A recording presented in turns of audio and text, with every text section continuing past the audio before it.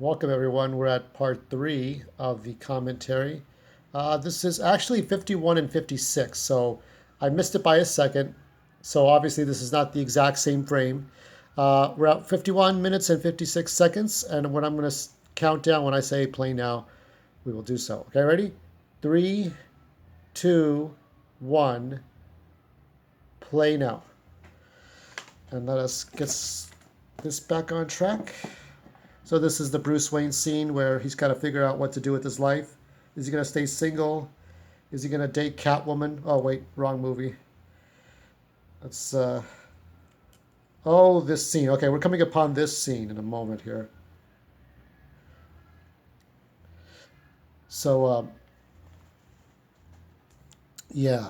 So this is Jack Nicholson's like first major scene with Vicky Vale, with Kim Basinger, before these famous "Where did he get those wonderful toys?"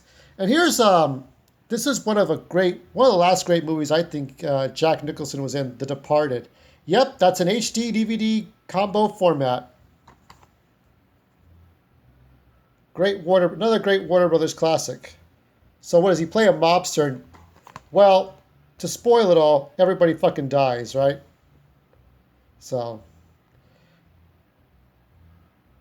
let's see if I can zoom in on Jack Nicholson. So he's the old mobster you see at the beginning, and he's like playing everybody against each other.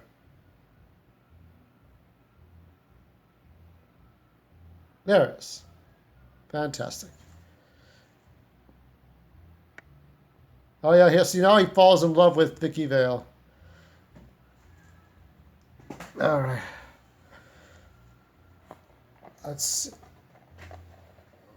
see if we can find some more corresponding pictures. Maybe, maybe not. And she's about to trade up. She's about to trade up. Maybe not. Oh yeah, here we go.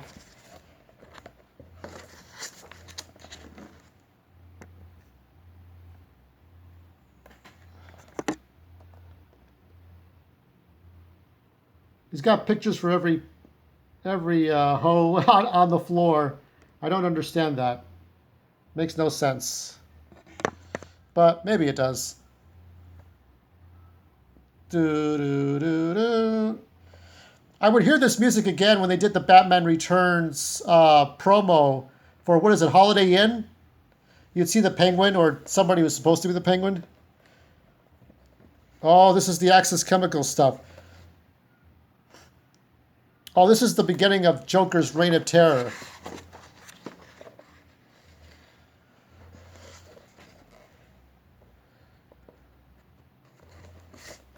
Yep. This is the beginning. This is how you know. This is the only time we've seen the Joker's laughing gas, because we never saw it in Suicide Squad or The Dark Knight. The Dark Knight, you just cut their mouths open. That was all it was.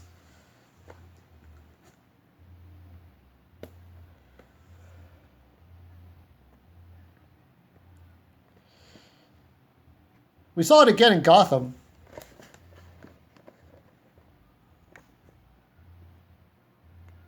I like this old school. This brings me back to Kmart days. To the old school Target and Kmart days. I mean, just take a look at that.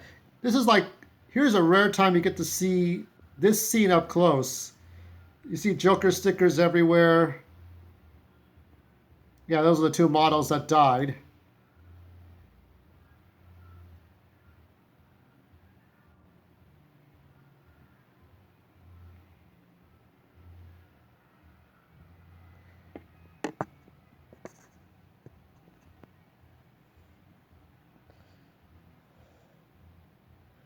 Uh, this is how you knew he was dangerous, right? And there's the scene. New and improved. So, yeah, you see everything's $1 here. $1, $1, $1. It's like the 99-cent store. Lots of orange. Smilex. You can see Smilex, kind of. Brandex. Ah. Something about toilets at the top. Yeah, you can see Smilex up there. Right up here and over here.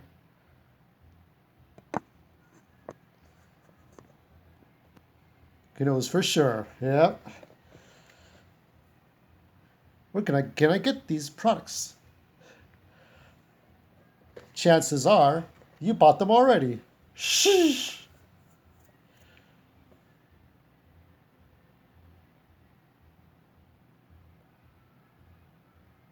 Yep.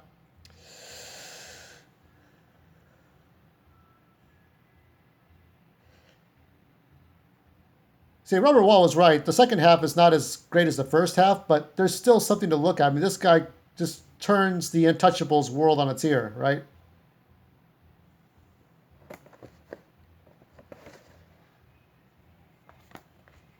Emotionally, so he was always a bad guy. He was always like that, but that chemical fall pushed him over the edge. So they tried to put a little bit of the 80s Joker origin in there. I still remember the line in Forever. It's like, I could get fired for this, sir. Perhaps they'll take me back at Buckingham Palace. Yeah. So everybody's dying by the Joker's hand. Let's see what I have here. I have a couple of goodies here. Let's see.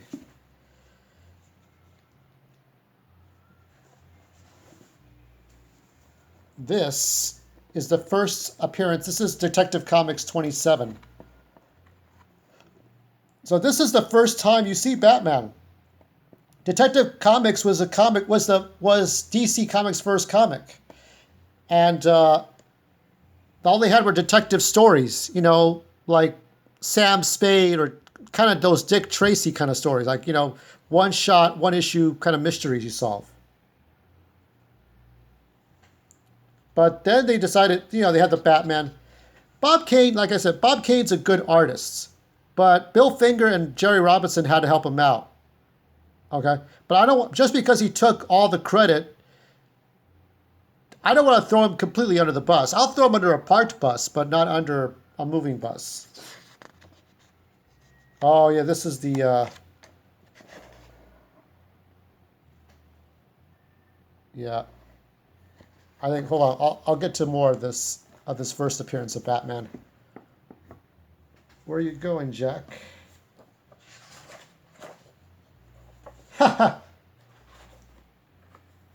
She looks terrible. She looks like she's 100 years old. I love those statues. Look at those statues. What is that, a great founder? Is that the founder of Gotham? What is that? Let's see if I have any pictures. I do have a couple of pictures from here. I don't think I have enough. Yeah. Sad, isn't it? Look at these well-to-do people and their money. There was a project that went on. Somebody made a project for Batman '89, a fan project, and Warner Brothers shut it down. Kind of sucks. I mean, as long as he wasn't making money off of doing Kickstarters, you know, don't do Kickstarters. But then again, if you didn't do Kickstarters or Indiegogos, then your project will get shut down if you're popular. I still think of when Disney shut down somebody's, like, well, they want to put like Spider-Man or Mickey Mouse on a tombstone. It's like, how heartless can you be, Disney? It's a child's grave. Sucks. My brother has Felix the cat on his grave.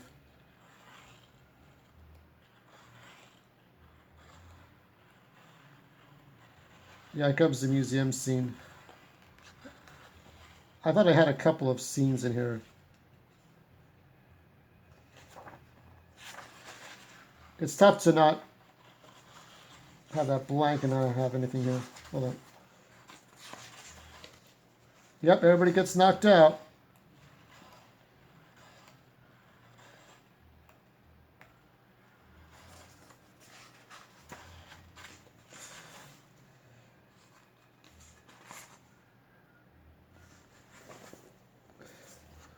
Oh yeah.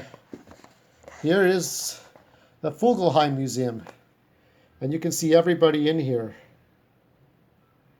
This is a beautiful shot. This is a part of the video game was in there. Here's parts of other parts of the city too. That's Main Street. And there's Monarch Theater. They really thought this out. There's the car. And they really thought this all out, dude. Just look at this. Look at all this. All these sketches turned into this. You know, when you thought about the 92 animated series, this is exactly what they translated all this. And then above and right, locomotive design was the key inspiration for the Fugelheim. So they used this design here, and this would turn into that. Black and white, green.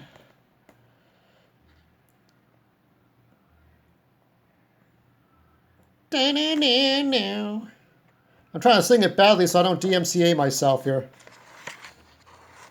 Party man. Da, da, da. Let's see. Some credits at the end.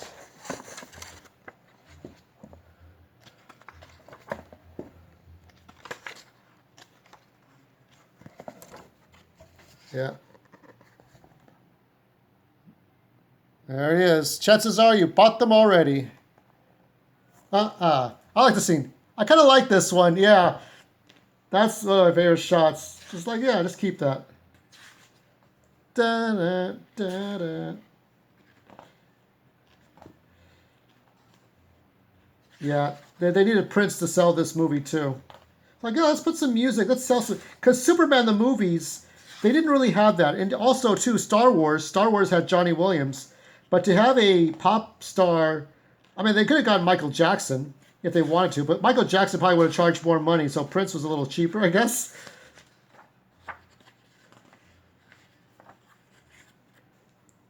Here's another picture.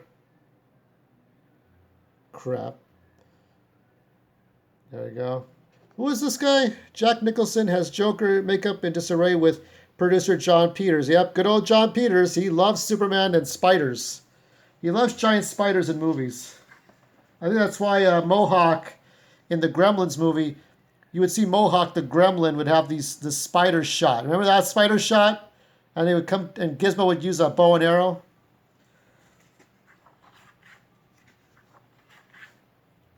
Do do do do.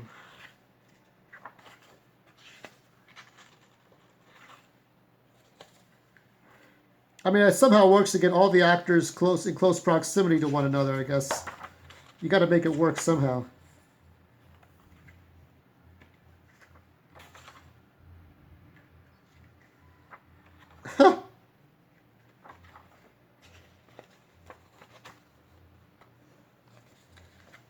There we go.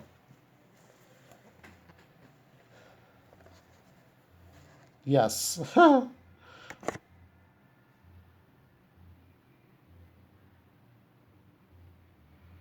we go here. That's him in the. So he's wearing makeup. This is all makeup, besides the face. It has to be like seamless. So let's see if I can show you the museum interior.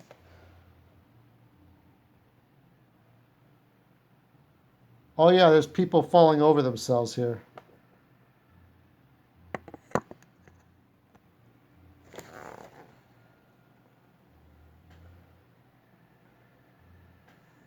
This is just, I'll show you a second too. A face you could love on a blind date. Well, she's still prettier than most of my blind dates. Yeah, so you can see her up here. I like this. This kind of has this sort of Return of the Jedi, Emperor's Throne kind of thing going on. Let's see. The Joker has arrived at the Fugelheim Museum for a candlelit dinner with Vicky Vale. To minimize interference, Gotham City's best-dressed criminal gasses both art lovers and waiters, and next creates a romantic mood with some instant music from his Ghetto Blaster. Fortunately, Batman is at hand to whisk Vicky to safety in the Batmobile. Oh god, the acid flower.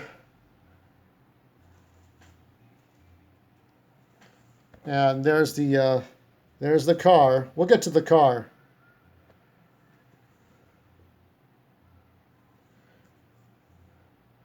Boo! That's that. And it just comes out of nowhere. Let's see if we can get to Batman.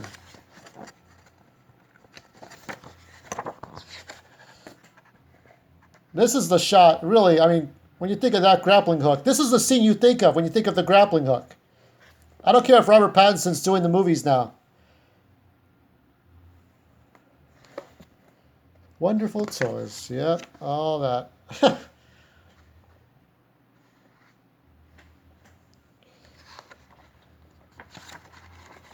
Yep, there's the car.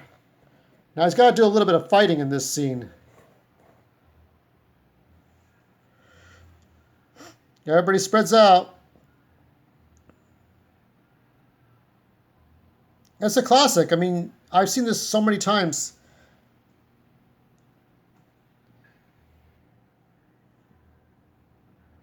Joker's car.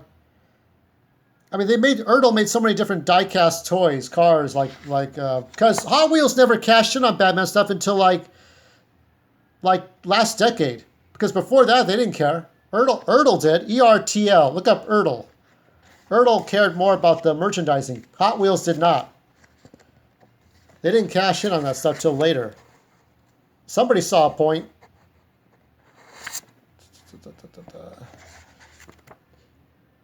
There's Vicky's apartment. And look at that contrast to Grissom's throne room.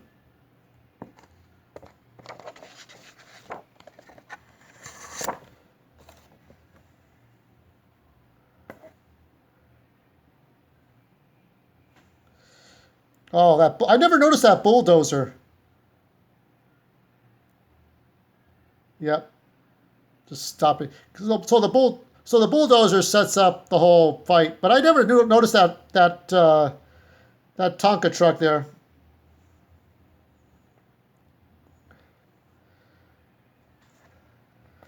I don't think the swordsman's in here.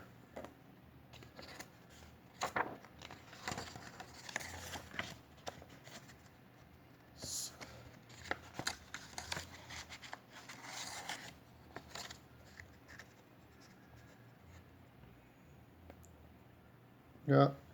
This is the most action you see, minus the Joker. This is the whole Batman Returns Konami beat 'em up section here. How much do you weigh?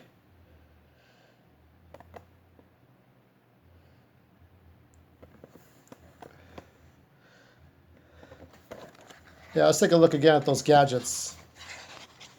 Let's see if I can find them again. I showed them already, but... There's the Batarang again. Ninja wheel. Let's see if there's any more.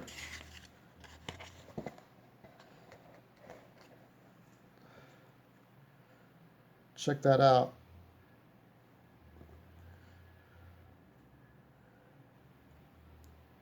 The spear gun, which also fires grappling hooks, was, according to Evans, extremely complicated for us. Small, streamlined gadgets are tough, especially when they have to be functional as well. In this case, we had to accommodate 2-inch motors, 2-inch motors in the gun. This gun here.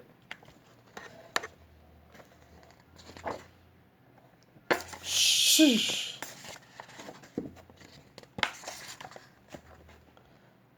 She gotta get that photo. Oh, this is later on, I think. This is later on.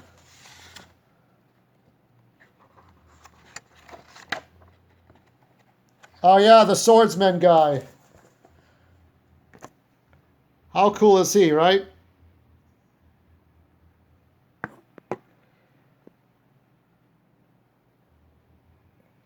That's a great, I mean, that's a great stuntman right there.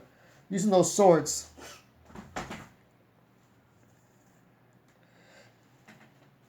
Okay, let me show you some more Batman Detective 27. Let's see where we are. That's not the cover to that issue. This is the cover for those who remember. This one right here. And I think all of this is in color, this first section. But they used to make the old trades in black and white to save money because it was very expensive to do it all in color.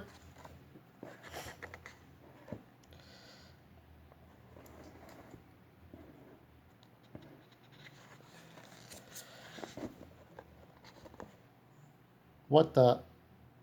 Rogers, what happened? Your assistant Jennings tried to kill me.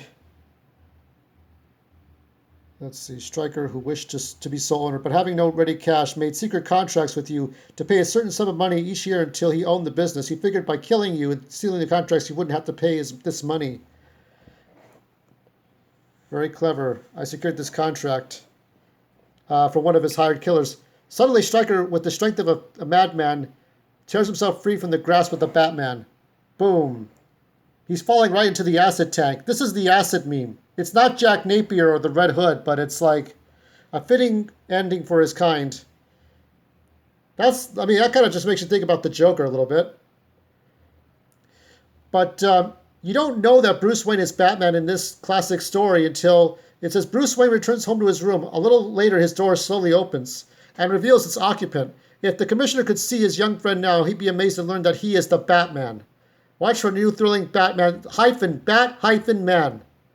And that is the end of Batman Detective Comics number 27. And this one is like years later. I think it's 10 years later, 1949. And they would explain his origin story. So we're getting to the Batcave, which is very important because you want to get to that Batcave. Oh, turn the light on so she can't see you. Ha ha ha! Oh, you can't see me. It's not really Michael Keaton, it's a stunt double.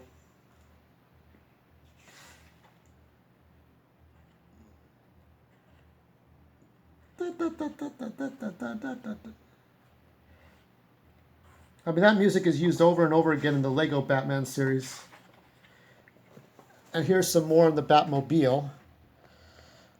That is neat. Look at these engines. So I think I saw somewhere that Tim Burton did not want to have the lights to be white, but he wanted a color to it. Doesn't matter if it's like a yellow cellophane over it, but something to make the lights yellow in the front. And of course the lights had to be red in the back because it's a functioning car. So it wanted to be a little bit realistic, but have it be this fantastic vehicle. Burner, fueled by gas and paraffin mix.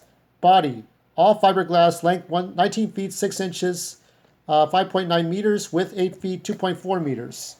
Wheels are 24 inches, 60 centimeters radius, specifically for drag racing, imported from the US. So here's the car and the axis. So I don't know if I can find the goddamn Batcave in time here.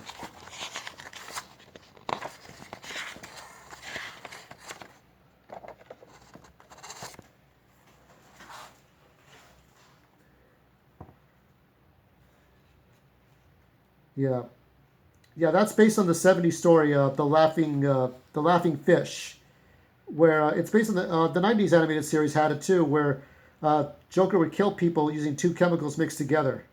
That was Steve Englehart and Marshall Rogers, late '70s stuff.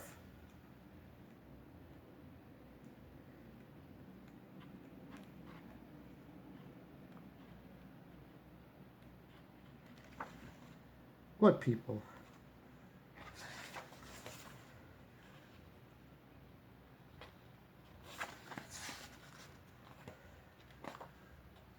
Yeah, I can't find the Batcave to show you. It's always like this.